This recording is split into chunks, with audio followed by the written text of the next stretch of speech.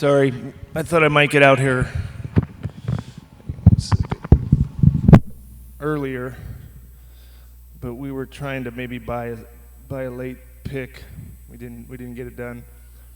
The draft was, obviously you saw it, so it was never goes like you think.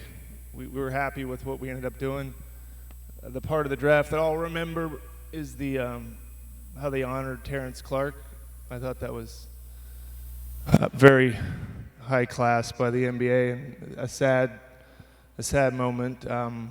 So that was obviously after we picked, between the lottery and the rest of the picks. But happy to answer any questions about the guys we selected. We're happy and ready for free agency now in 72 hours or whatever it is. Hey, Bob, what's happening? You guys picked a prospect that is pretty raw. He's obviously talented, but pretty raw, and someone that you would have to develop. And you picked him at a time when you have guys that like Steph and like Draymond and like Clay who want to win now. So how do you accomplish winning now and being a contender while trying to develop somebody to be on a contender right now? Yeah, hopefully winning now is what we want to do, what they want to do. We'll see if these guys can help us. Obviously, we have to add through free agency. We have to hope the guys on the team that are in the rotation, that are a little bit younger and some new. We have guys we think played well at the end of last year that hopefully can help us. But we're going to have to get some older guys, we hope, in free agency and see if we can get minutes out of these guys. Picking older players doesn't necessarily mean they can play right away. Talking to Draymond, he was pretty accomplished player in college. I think he was Big Ten Player of the Year, obviously a senior, and he didn't really even play his rookie year, not much at least. So old is often good, but doesn't necessarily mean you're ready to go.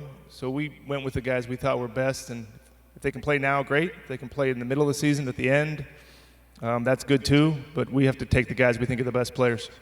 Did you get any immediate feedback from those guys like Draymond or Steph or any of the core guys that you have right now? Well, Draymond's in Tokyo, but I don't think he went to sleep. So I talked to him many times. And Steph's not in this time zone either. He's in a very different one. And I don't know where. Clay's, I think, in L.A.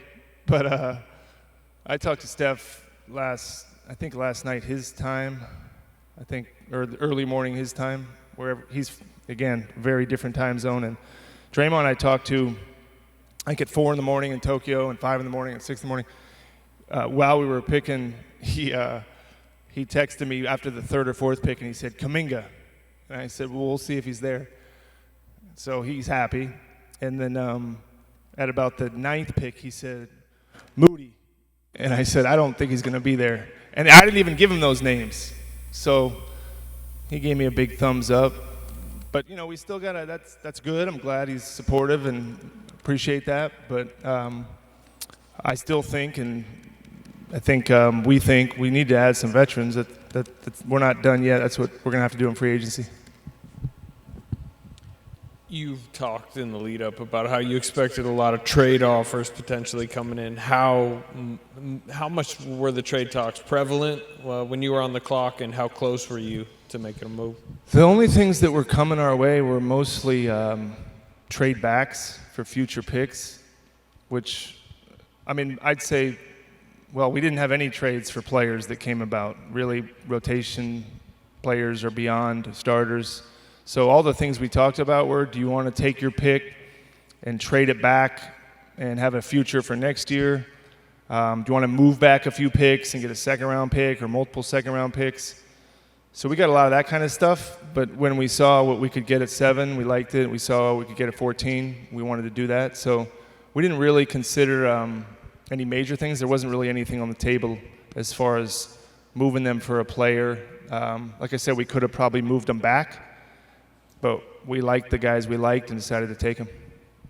Bob, when you're considering Kuminga, do you have to have a good sense of what you're going to get at 14? Like, do you need to know we can get a guy that isn't going to be a developmental player at 14?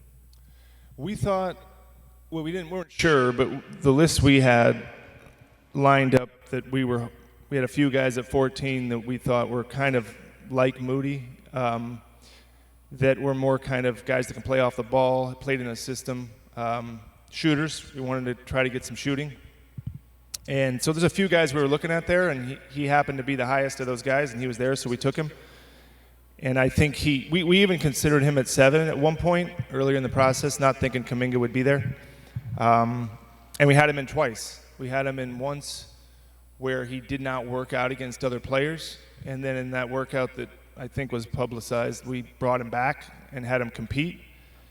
And also saw him, obviously we had some people see him in college, and we interviewed him in Chicago. So we actually got to see him 3 times and talk to him.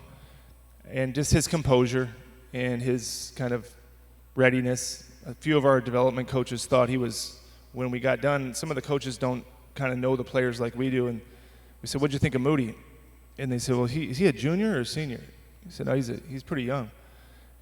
You'll think the same thing when you talk to him. Just got kind of an old soul about him, but that's not why we liked him for a lot of reasons. He's great size, great length, and has a good skill and good feel for the game. Bob, what is it that you like about Kuminga other way over here? Hey. Oh, sorry. Upside, talent, position. I mean, we looked at the free agent wings. There's none of them. I mean, it's impossible to get wings in the NBA now because multiple position players. It's really tough. Guys that you watch the playoffs, it's, one big guy and 4 guys that can pass, shoot, defend. Seems to be the way our league's going. Like 3s have become 4s, and you want guys that can slide down positions, slide up.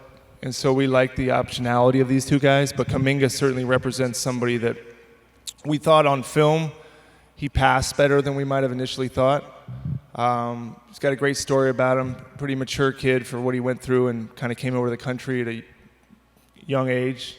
And, his aggressiveness, his competitiveness, his work ethic, all these guys that we draft, if they don't work or want to compete, they probably won't make it. And so we think that if you can grab a guy like that and put him in our system, we've got something really good, but we have to work and he has to work to make the whole thing good for all of us. What are the expectations for Kuminga early on, and might he see any time in the G League, and what exactly does that process look like?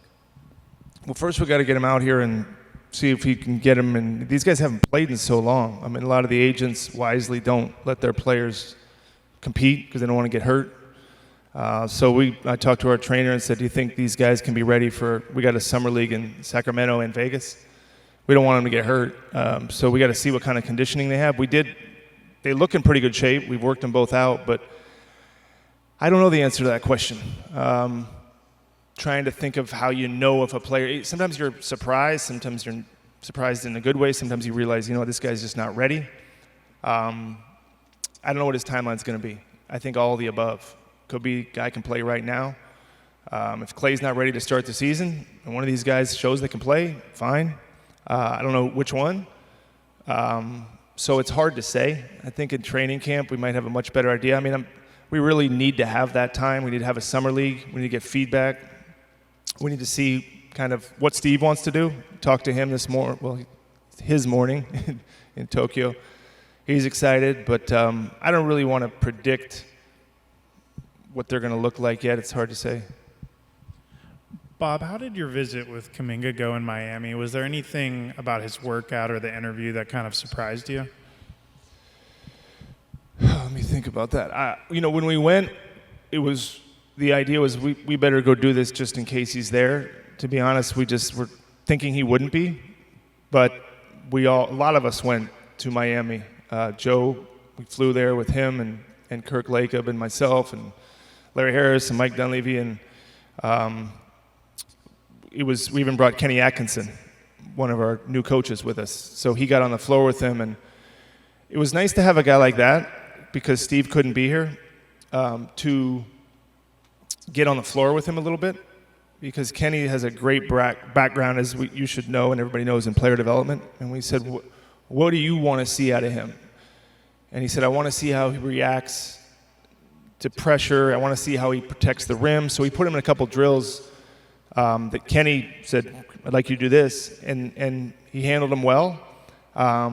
He was conversive. He worked hard. It was a long workout. He didn't really break. I'm always impressed post-workout when a player will come to dinner by himself. His representative, we had 2 tables, and it was myself, Joe, and Kirk, and one of our scouts, Reggie Rankin, was at one table. And I'm how many years older than him? He's 18, so I'm a lot older than him. It's hard for an 18-year-old to sit there and answer questions from an NBA owner, GM, scouts. He handled himself really well. He was talking about his parents coming to town. He was excited. Hadn't seen his parents in 5 years. So we got to kind of talk to him about growing up in Africa and how many languages he speaks. He speaks 4 languages, which is always impressive for somebody that's like me that speaks 1. So just his nature, we asked him who he admired. We asked him what he wanted to be. Really nice kid, and you guys will get to know him. But the whole package, right? The whole thing was nice. His brother actually came and worked out for us on Sunday. His brother's kind of been his father figure while he's been in the U.S., and his brother was in that workout on Sunday with us. And it's important now when you draft somebody that age, even any young player, you have to surround him with kind of support. So I saw that he had that, and overall you have to feel good about it, but he's a really kid that wants to be great and looks like he'll work hard. Bob, in front here. Obviously the roster's still coming together, and you've got to figure out what you do in free agency, and things can change certainly during the season. But given the way the picks were made tonight and the roster's coming together at the moment, do you think championship contention is a reasonable expectation going into next season? I think that's mostly on Clay, what he can be. Not on him, but that question with a healthy Klay Thompson, I think we're right there with everybody. But I don't know how. I expect him to come back healthy. I don't want to put any pressure on the date because it's not going to be at the start of the season. It's not going to be the first game. But really, we need one of our top 2-3 players to be one of our top 2-3 players. And that'll determine, I think, if you put our healthy Warriors team against our competition, looking at the league right now, obviously you see things change. And maybe we'll see more change in the next 3 or 4 or 5 days. But with our core of 3 guys and Wiggins and having Looney and Wiseman and Poole and all these, Juan and Eric, all the guys, Damian, and everybody that is in our rotation, yeah, if we're healthy. And maybe one of these young guys gives us more than we thought. Yeah. I mean, I think in the playoffs, as you know, Nick, you look at this past playoffs, look at any past playoffs, it's 40 minutes for Curry, 40 minutes for Green, 40 minutes for Tom. This is even when we were in the finals. Wiggins played huge minutes. So we're going to need some help. We're going to have to get to the playoffs. Obviously, we didn't get there the last 2 years. But with a healthy team heading into the playoffs, yeah, I don't see a team where we look at it and say we can't beat them. Doesn't mean we will. And we got to add veterans. So to answer your question today, no, we need to add a couple guys. We need some veterans. I don't know who that'll be. We got to find out if we can win a tie, if we offer somebody something. How do they feel about us? Like I said last year, I think we were close on some guys, but Clay's injury, I don't blame the players. They said, look, we're going to go somewhere else. I've asked Steph and our guys to give input on what they think we need, and hopefully we'll get some guys, and we've been successful with that in the past, but we're going to have to get some guys to come that can actually step in and give us some minutes. Bob, 2-part question. One, in talking to people in recent weeks about Kuminga, they all liked him a lot and thought he had a bright future, but they all seem to struggle in finding an identifiable NBA skill that he has right now. Have you guys been able to identify such a skill? And the other part of the question is, can you visualize opening the season with 2 rookies and Wiseman all on your active roster? Yeah, we'll see if they'll be active or not. I mean, I imagine I got to look and see who else we sign. I mean, they may change the rules where we get 15 active guys. I don't I don't know if that's actually happened, but they're talking about that. I think the question is, are they going to be in the rotation? Can we expect anything from any of them? If you get something from all of them, that's great. If you get something from two of them, good. One of them. Where do we need the minutes? Where can they give us minutes? It's going to be answered. Hopefully they're all healthy in training camp and we can see what they can do. But otherwise, there's going to have to be minutes, like I said to Nick. We're going to need some veterans to come in here and play. And with that, it's, I'm guessing a little bit like you guys, but there's still work to be done. And Clay's a part. When's he back? How many games can he play? All those things. And how are we going to play? I know Steve's got ideas on playing. We played small for a little bit at the end of the last season. Do we want to go that way? So I think we really need some time. These guys need some time. I thought last year we made some steps. I think we went into last season with so much uncertainty. We've got a little bit more, but I think with a healthy group going into training camp, hopefully we can figure some of this out. Oh, on Kuminga, I think the Kuminga part was guys do this in the draft, they do this, they stuff. I think his skill would be that at his size, ball handling, getting to the rim, attacking the paint, a lot of the coaches described it as the ability to get downhill, meaning that when you play, there's a force to what he does as far as his ability to get in the paint and score and put pressure on the defense. And you can put pressure on the defense a lot of different ways, shooting. He does it at the rim, and with his size and skill, there's players in our league that have that ability to kind of use their size, use his athleticism and strength, and for somebody to be the kind of have the frame that he does at his age, I think that'll get more and more. His shot needs work. I think so does Moody. So does a lot of players in the NBA. But what we liked was his aggressiveness. If you go back and watch him play, it's a mindset. Somebody talked about he needs to get better shooting. We agree, he agrees, but he shoots, meaning he'll take a lot of threes, and that's a skill too. If you look at some of the players in the NBA, the threat of the three is a value as opposed to a player that won't shoot a three, and you don't have to guard him. So we looked at that as a willingness to shoot, as a confidence to shoot, as a work ethic thing. So that's how we looked at it. But yeah, if you could look at certain players and say he can do this one thing, we think he has the ability to do a lot of things, but he has to work on it and get better. You mentioned Kenny Atkinson earlier. You guys kind of overhauled your player development staff this summer. What do you want to see out of that staff? What do you think it was maybe a weakness last year, and how much pressure's on them? I don't know if it was a weakness. Last year was not. I'm not going to criticize anybody. Last year was kind of nuts with COVID and everything. In the season, not knowing we were going to start and not knowing practice times and not knowing a lot.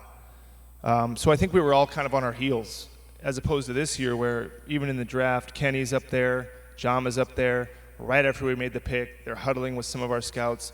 What do you see in this guy? Jama did some of the workouts. Kenny flew to see Kuminga. Like, this is a whole different level of engagement. Not to fault what we were before, but yeah, we've certainly kind of ramped up that process. When these guys get out here tomorrow, they're going to do their press conference and they're going to sit with both of those guys and go over a whole plan.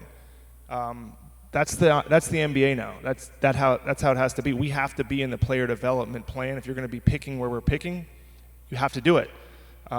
Jama, who we hired from Toronto, has a great pedigree with it. If you look at what Toronto's done with their young players, they've done a tremendous job. He's been a big part of that. We interviewed him. He often mentioned guys on their team. I can't say their names because I'm not allowed, but you know who they are. And what he was able to do with them, we really value that.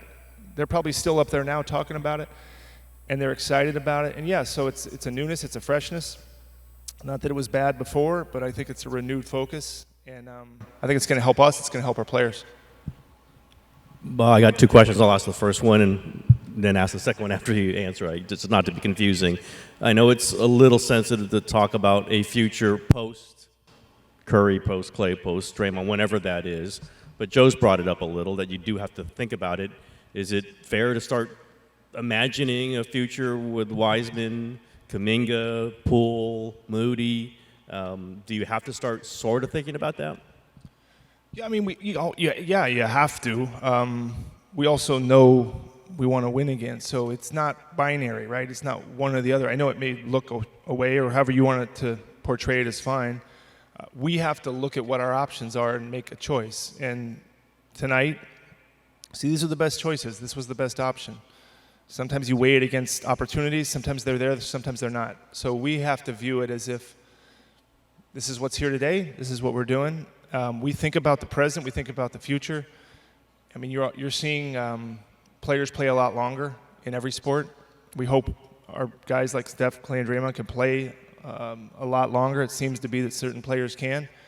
And it also seems to be that 20, 21, 20, you guys watch, there's 20-year-olds, 21-year-olds, 22-year-olds that are playing a lot of minutes in meaningful games. The league is, by that time, some of these guys are third year in the league, second year in the league. It depends on who it is. So, that's kind of how we view it. And then if it's not going that way, we adjust. You deal with it. You deal with situations. The hardest thing for me, I think, has been not knowing what our team is. And again, it may look like an excuse. It's not. We need to see our team with Klay Thompson. And there's no other way to say it. Then we'll know what our team is. I know what our team was like when we had him before he was hurt. That's how important he is. There's a reason why he matters so much, because he's so good. Until we have him back on our team, we did the Wiggins deal to play with Klay Thompson.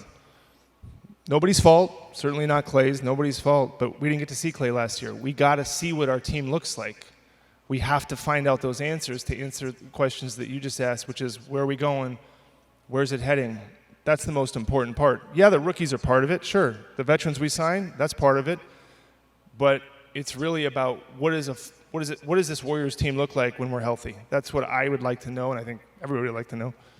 And whether it was tonight or earlier this week or even over the last few weeks, was there ever any traction on any big trade that you might have explored or someone called you about? Did you ever feel like you had motion towards it? And was Kuminga's name ever brought up by other teams saying, if this is the player, I know you're going to say you didn't draft him to trade him, and I'm sure you didn't, but is it a trade asset that other teams might have in mind? I don't know, because we didn't to answer your question, we didn't talk about take this guy and we like this. We didn't do any of that. And in truth, we were mostly just focused on the draft. We didn't have any big discussions. Obviously, I talked to probably every team in the league about a lot of different things, but to your question of traction, not really. Nothing kind of close. I mean, there was obviously much is discussed, and you glance at certain things, but nothing got past into the red zone, past the 50-yard line, so to speak. So focused on the draft, aware of if opportunities came up, we'd look at them, and that's what we'll do in free agency. That's what we'll do. It's our job. We're always doing that.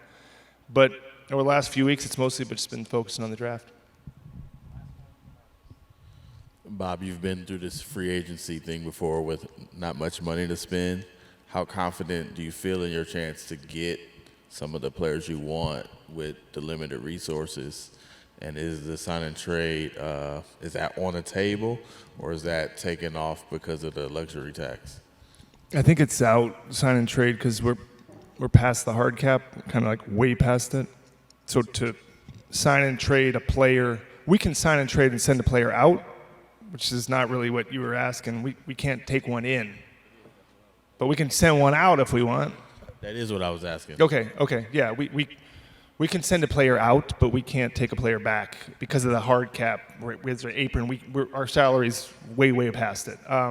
So to your question of how hard it's going to be to get players, I don't know. It's an interesting market. There's not a lot of teams with cap space. Some teams use their mid-level, some teams don't. Some teams use their taxpayer. We'll be a little more selective. Our payroll's crazy. It's huge. So we want to be smart about it, try to get players that matter. Now we have an idea of what we are. Even I'll bring this guy up. I think we hope Juan can give us minutes. Even knowing some more. Last year we didn't know that. We didn't know what Poole's going to be. Have some kind of idea of what we are and what Damian Lee, certain guys that we think we can plug in and kind of know what we know we got that, but what do we need, Maybe we need a backup point guard now. We didn't draft a point guard. So it's Curry, and we'll see. See what we do with Nico Mannion. We got to figure out, is that a veteran? We need a veteran big. We need a veteran wing. I hope. I do believe players want to come play for us. Players also want to make money. So they're going to have to gauge that. And we're always competitive, but at the end of the day, it has to break a certain way. But I'm pretty confident we can get some guys.